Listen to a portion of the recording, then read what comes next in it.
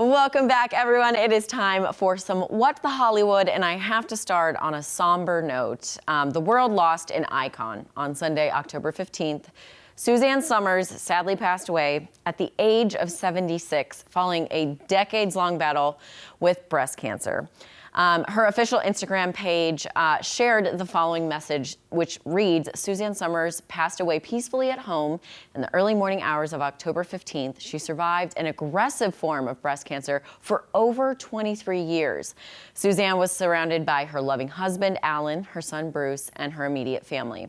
And her family was actually gathered to celebrate her 77th birthday today on October 16th. But instead, they will celebrate her extraordinary life and want to thank her millions of fans and followers who loved her dearly.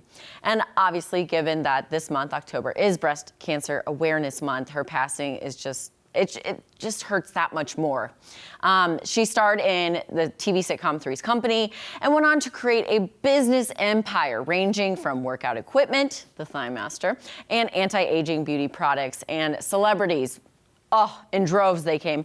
Megyn Kelly, Khloe Kardashian, Goldie Hawn, and many more shared their heartbreak on social media. And Jeremy, you shared a very beautiful post. I didn't share it here, that's all right. But you said that you weren't allowed to watch Three's Company because it was risque. No, it was too risque.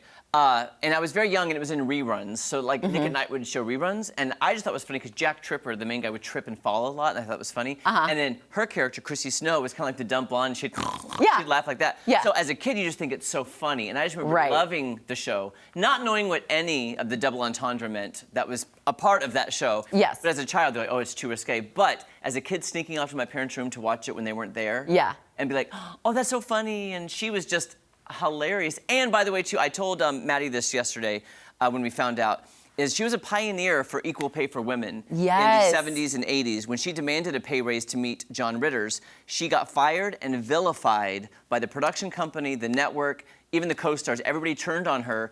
But Friends, I believe the Friends, when they got $1 million an episode, credited, like Suzanne Somers was the pioneer on the pay. And she wasn't being greedy. She was just like, pay me what I'm worth. Or at least pay me the same as John Ritter. Yeah, exactly. They were all a team. It's Three's Company, not John Ritter's company. Exactly. Rest in peace, John Ritter. But of course. Exactly. And good thing they all did mend fences by the time, I believe, she made up with John Ritter before he died, and she also made up with Joyce DeWitt. Yes. And again, I don't know if were ever really, like, they forgave each other, of course. Yeah. But still, that's a lot of hurt from back then, and she was just fighting the fight for women, in my opinion. And I think she's a pioneer. Yeah. Exactly. All right. So, in other news, in case you haven't been keeping up with the Smiths, aka Jada Pinkett Smith and Will Smith, Jada has released a memoir. It's coming out tomorrow, the 17th, titled "Worthy," and she is spilling a ton of tea. So this is her book, her memoir. It goes deep into a lot of things, so I'll give you the cliff notes. Basically, Jada and Will have been separated since 2016, living completely separate lives.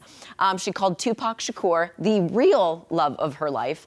And the Oscars slap, which we all know from, 2020, was a surprise to her, given Will Smith had not referred to her as his wife since their separation in 2016.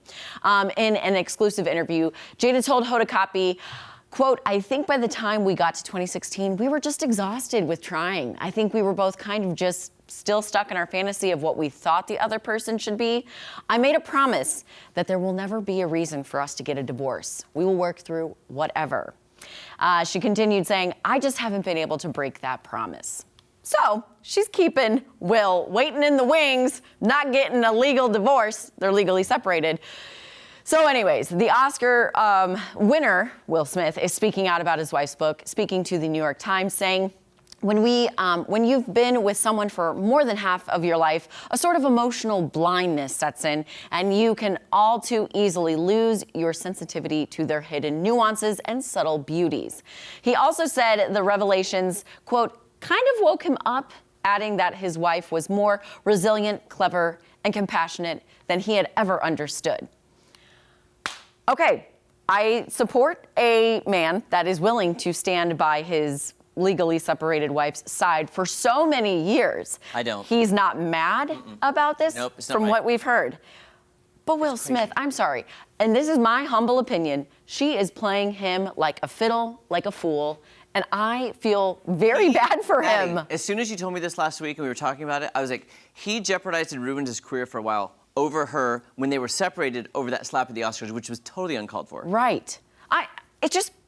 It boggles me. What do we teach our children? Never hit anybody. Exactly. And he just went with his power. He was going to win an Oscar that night. Everybody kind of knew it. And he took advantage of that situation of being who he was and slapped somebody in such a public arena that Right. It doesn't sit well with me. Like, violence at all. I would say the biggest stage on this earth is the Oscars. So, well, and it's really funny, and I didn't include this, but if you're on TikTok, there are a ton of people talking about this, saying Jada Pinkett Smith is giving us information none of us ever asked for. That's true, though. And it's so funny because she's trying to sell the book. Yes. She's selling the book, guys, and it's not. And why now? Well, that's why now. Right. And I feel very bad for Willow and Jaden Smith. I know Will has a son from a previous relationship, but like those two were kind of in the thick of their adolescence, if you will, in 2016. And for all of this to happen and for it to be so covered up. And now Maddie, it's, you know. You were also bringing up this Red Table Talk show they had that was supposed to be so revealing and so honest. We get around this table, we tell the truth, we speak the truth. Yes. But now it's a lie. It's a lie. It's a lie. You were not speaking the truth. Yes. And you were just getting around trying to have a show. And you did reveal a lot of stuff, but you were not ultimately revealing the real truth. Exactly. And I'm like, to me, I have no respect for that. Yeah. Because now I feel like we've been played. We've all been played. We've been played, man. Just like Will, we've all been played. All been played. I have to say, in the words of Taylor Swift, you need to calm down, Jada Pinkett Smith. So let's actually talk about Travis Kelce and Taylor Swift, aka Trailer is their ship name if you didn't know that. Their relationship is appearing to be the real deal when it comes to relationships. She attended the Chiefs game on Thursday. We all saw it. And since then, the two lovebirds have been hanging out nonstop.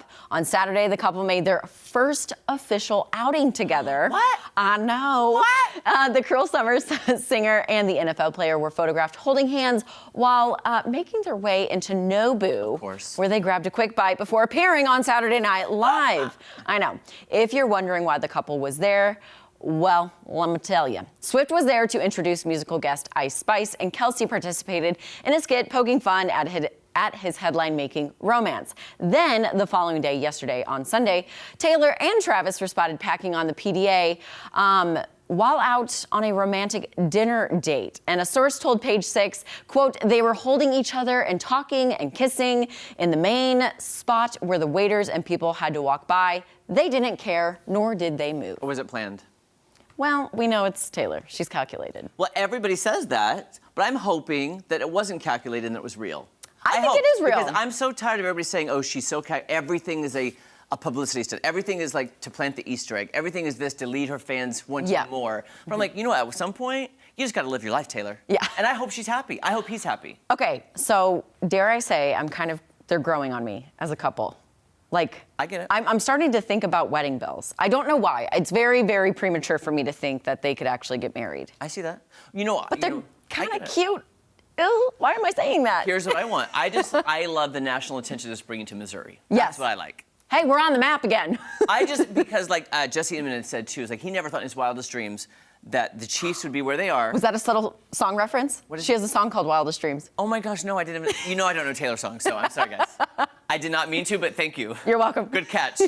But he was like, he's been a diehard Chiefs fan, even when they were not doing well. And they're doing, he goes, I never would have thought, you know, like they'd be in this position. And now to have the celebs cheering for the Chiefs, it's not like we're, you know, the New York, LA people get all the attention all the time. Right. And it's like, now we're getting it here in Mo, what they call the flyover state, which we're not a flyover state, we're a come and visit state, okay?